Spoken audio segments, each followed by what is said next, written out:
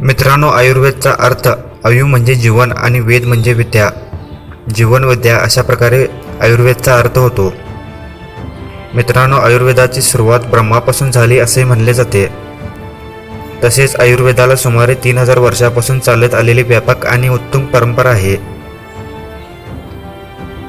आयुर्वेदातील उपचार पद्धतीने वनौषधी, वनस्पतीजन्य औषध, आहारविषयक नियम, व्यायाम करण्याचे विविध प्रकार तसेच शरीरातील नैसर्गिक प्रतिकार शक्तीला वाढविण्यावर भर दिला आहे. आयुर्वेदातील काही वनस्पती औषधाचे संदर्भ हे 4 वेदापैकी एक असलेल्या अथर्ववेद या इसवी पूर्व सुमारे 1200 मध्ये रचल्या गेलेल्या वेदांमधून घेतले आहे. अथर्ववेदात आयुर्वेद शास्त्राचे आर्थिक वर्णन केलेले आहे, म्हणून आयुर्वेदाला अर्थवेदाचा उपवेद असेही म्हणतात. तसेच गौतम बुद्धाच्या काळापासून ते सम्राट हर्षवर्धनाच्या काळापर्यंत या परंपरेचे कार्य चालत होते. मित्रांनो, व्हिडिओ आवडल्यास लाईक करा, तसेच चॅनलला सबस्क्राईब करा. धन्यवाद.